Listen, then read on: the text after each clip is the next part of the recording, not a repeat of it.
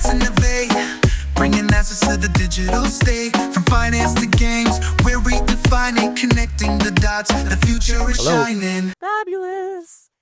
Well, we're welcoming back the the fabulous, the famous, the epic David Chaum. And I would like to know who else is up here. So let's start at the end and tell me who you are. And I love it. Are you quantum safe? Thank you. Thank you. First of all, I would like to thank Michael and Joyce to invite me here on this panel.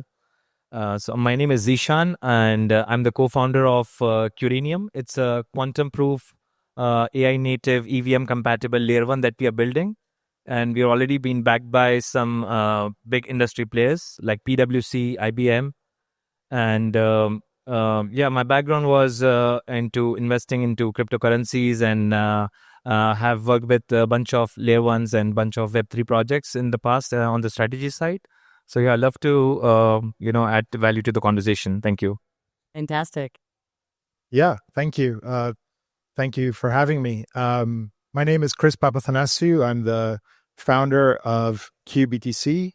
QBTC is basically quantum-proof Bitcoin sidechain.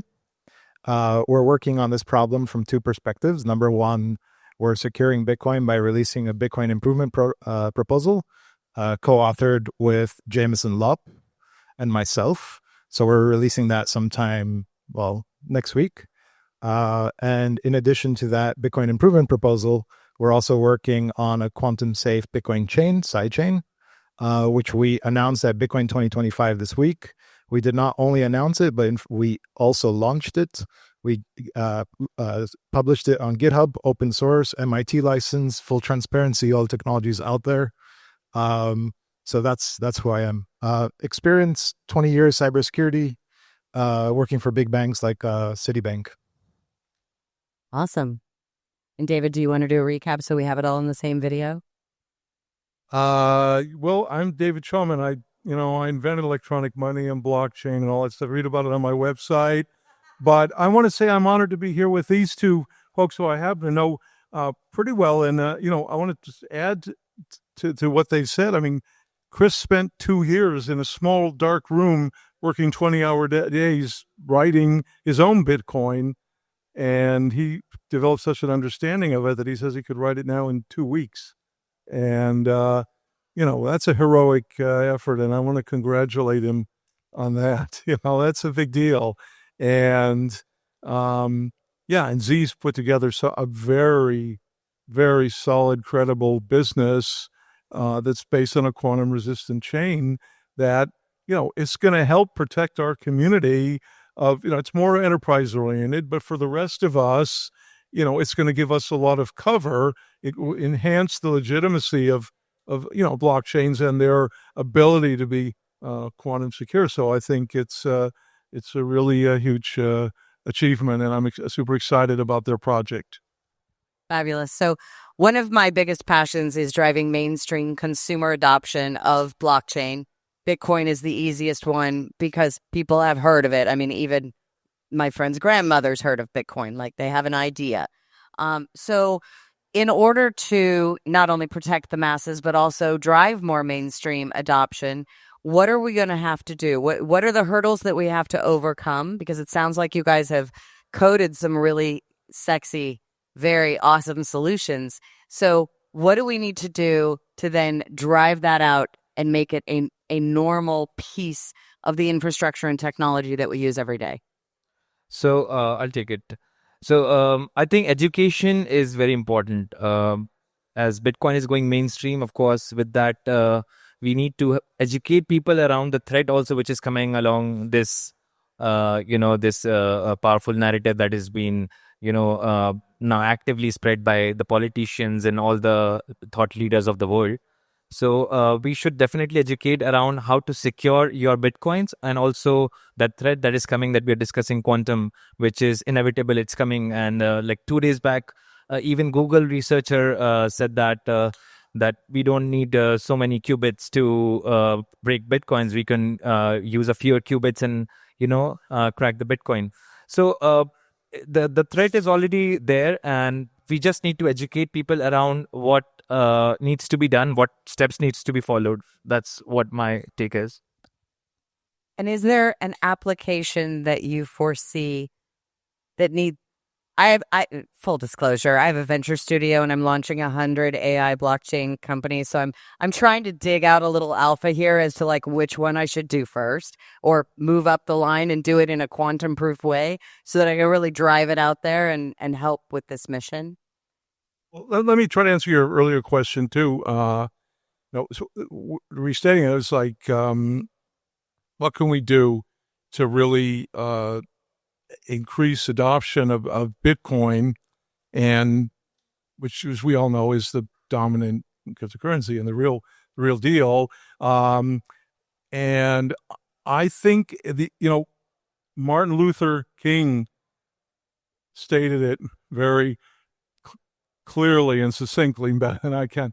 He said, "Every great social movement needs a history and a hope." Okay. And so I think we have a history. Maybe I'm a part of it, but what we need is also a hope.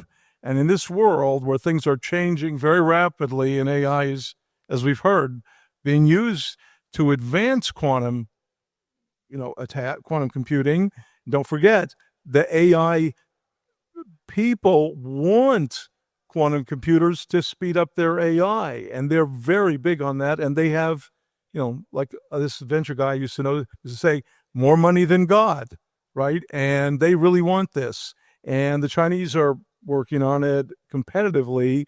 And so there's a lot, and apparently all the fundamental problems are solved. That's what I hear. So I think that the smart money is betting on like 2 to 3 years, but there might be some breakthroughs. And of course, the media being what they are, they're keep, any hint that there's a breakthrough, they make a lot of noise. So the public is going to become, increasingly worried about this. It's already starting to impact the price, and it will continue to. And so it's like we need to really start to find a solution. I think I've done that, and back it and double down and make sure that it's showing enough momentum that that the hope is really there, because absent that, it won't be hope. It'll be, the absence of hope. There'll be fun. You've got fear and you've got pain, and then you've got pleasure, and those are all motivators, right? And my motivator is I've seen Terminator and I've seen Terminator 2, and I really think that if we don't have quantum proof blockchain as the governor on the AIs, then maybe Skynet gets out the box and then we have a problem. So I kind of want them all to be developed together, and I want the blockchain to be quantum proof so the AI can't outsmart it and unlock it. Like when I was growing up, one of the real popular slogans you'd hear was, what are we fighting for? Remember that? You remember that? And yes. Yeah. I mean, we're sitting here because a lot of people risked an awful lot. Many of them are not in the room here, but in order to make Bitcoin really happen. And it's been quite an effort. And now we're in a very nice spot now where the government's not giving us a hard time, but it may not last that long. You never know. And if in this period we cannot get our act together and really, create a really solid hope, I'm afraid we're okay. You said hope, and originally, for me at least, part of the religion of Bitcoin is decentralization. It's also driving home the ethos of personal responsibility, self-reliance, not your keys, not your money. No? Yes? Yep. All that's at risk here. I know, but it's the decentralization itself. That is, but not only that, it's the thing that's what may kill Bitcoin, because if Bitcoin is so decentralized, and there's squabbles of right now, huge warfare about nothing. If seems implausible that people are going to pull together and address this problem in time with high enough probability. Okay, so the risk is that there's too many decentralized miners to actually make a decision And my worry is that there's too many centralized people hoarding the Bitcoin to the point where that it's centralized. Like in 2018, Citibank was like, we want 5 million Bitcoin. And I said, on behalf of the entire Bitcoin community, no, the whole point is decentralization. But what I'm trying to point out is that decentralization itself is on the line here. The credibility, the vision, the dream of decentralization, which I think is widely shared, as very much appreciated by young people. It's one of the real things that's been an outgrowth of our efforts. Is itself in mortal danger of being impugned by the failure of Bitcoin, the potential failure of Bitcoin to address this existential danger. If Bitcoin implodes, it won't just take the world economy partly with it, and Bitcoin and a lot of, all the hodlers and everyone, but it will make decentralization into a joke. It will destroy the credibility of our vision, the only really good vision for how the world could go So that we have. We really only have one option, which is Q-proof, because then we don't have to worry about the decentralization issue and the infighting, because they don't have to make that choice. We don't have to go with a fork. We can simply, that's the question, can we, using what you guys have developed, can you institute a Q-proof kind of thing so that we can tell a sexy story to the American public where we basically woo them into getting a quantum-proof wallet so that they're not actually using old technology that leaves them unsafe? Like, it's like you don't want to drive a car without airbags. So don't hold your money in a wallet that's not Q-proof. We actually released it this week. It's a quantum-proof wallet. We released it at Bitcoin 2025. It's on DevNet, but it uses block cipher testnet coins. You could bridge over testnet coins, get quantum-proof Bitcoin in exchange, and back. It's pegged. So we're working. That's going to go on mainnet. We're just going through all our audits right now. It's going to go on mainnet very, very soon. So how do we get in on that? Website, QBTC. And I can buy tokens on that? You can peg in and out your Bitcoin and you can basically quantum wrap your Bitcoin.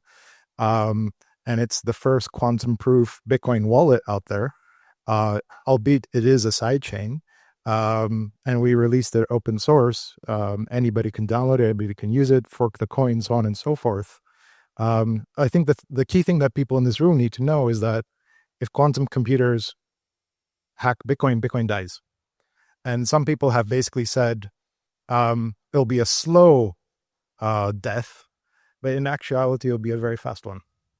It'll be a very, very fast one. It'll be like, I already wrote the movie. Yeah. So when Under Siege 2 came out, I wrote Under Siege 3, and it was literally about actually cracking into Swiss bank accounts. Then I rewrote it for Bitcoin with a smarty pants like Doge type boy who then figures out how to sweep all the things and accidentally sweeps up a CIA slush fund that's in Bitcoin, and then they chase him. And it's a great movie, but I've been worried about this whole quantum thing for a really long time, just to give you an idea. So, so we've fear-mongered quite a bit, and I would like to lead back into this hope thing and excitement and technological innovation and what is next. Like we're here. You guys have launched these amazing things. We are now quantum-proof Bitcoin. Now what do we do? What do we have to look forward to? What are the opportunities? Where do we go next? This is the hope. So like my dear friend Zeeshan over here has made an amazing EVM-compliant quantum-safe chain, right? We've made the equivalent on the Bitcoin side.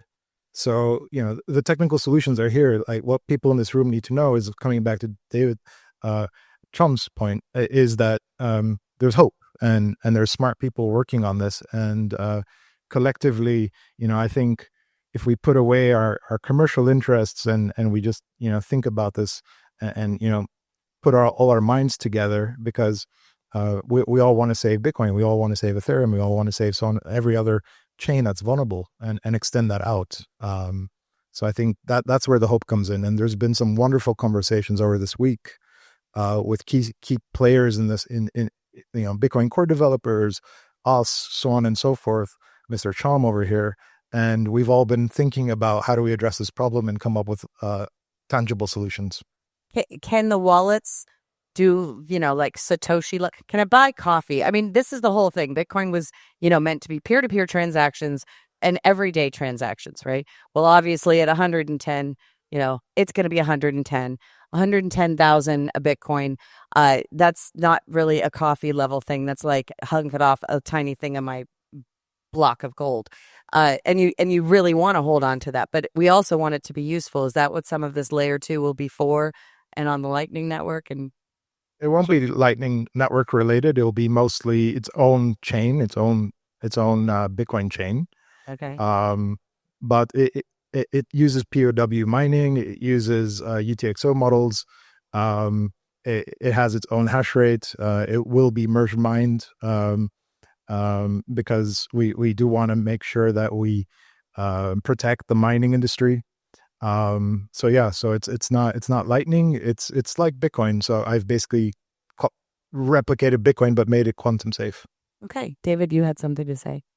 Well, I don't want to make any commercial announcements here, but This is where we drop the alpha, baby. there's a really interesting possibility for the kind of quantum secure Bitcoin that I'm proposing anyways with QProof to also be able to be elevated onto a sidechain with very efficient and powerful peer-to-peer transactions. So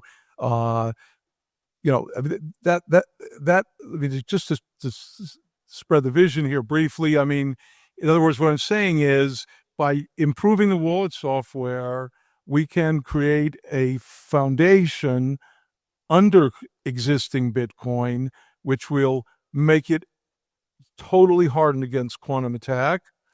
And we can build something on top of it, and the stuff below it can migrate up to the stuff above it and then come back down, the sidechain like. And so that stuff above it, using like all the fancy stuff that I worked on, 25, 30 years ago, that's another thing. You don't know the half of all the stuff I've been doing, like the zero knowledge proofs and all that stuff. That was, really fundamental work in that area. All that stuff is going to enable very powerful and flexible side chains. So basically, Bitcoin untouched could persist essentially forever, and we could have the peer-to-peer, Satoshi vision and a solid Bitcoin without ever touching a byte of the actual code. I would like to see a one of those little sidechain things run all of the government accounting. I would really like to see that in a very transparent way with a little sexy, very English, dumbed down, not techie dashboard that any citizen could go and look and go, how much did they spend on paper clips and K-cups this month?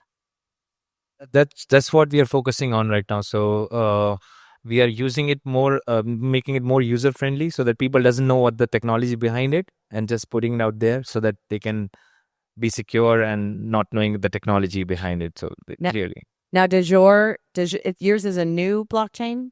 Yeah, it's a new blockchain. It's a EVM compatible layer 1. We are mostly focusing on the AI side of it. Oh, no, I love that part. Yeah. But then my question is, it's EVM compatible. Does that mean all my Solidity contracts that I've been writing since Solidity was born will work on your blockchain immediately? And I don't have to rewrite anything or learn any new languages? And let me tell you, Rust makes me cry.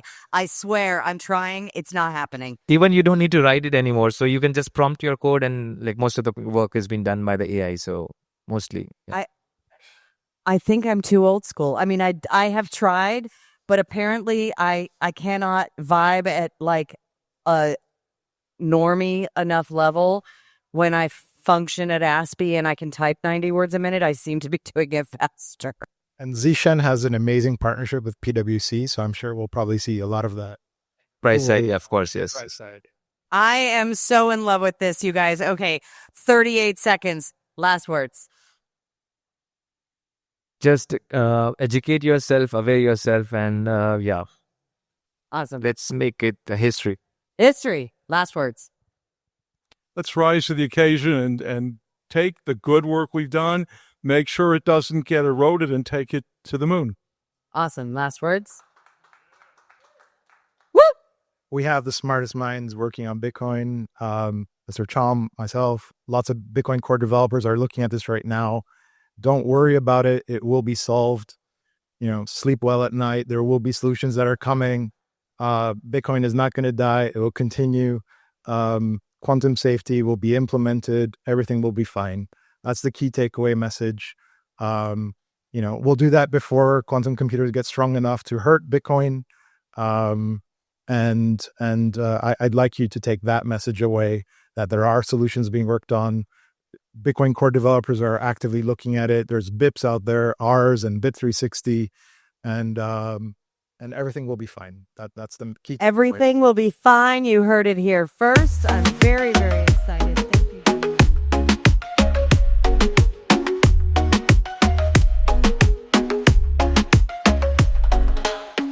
Innovate, bringing assets to the digital state. From finance to games, we're redefining, connecting the dots. The future is shining.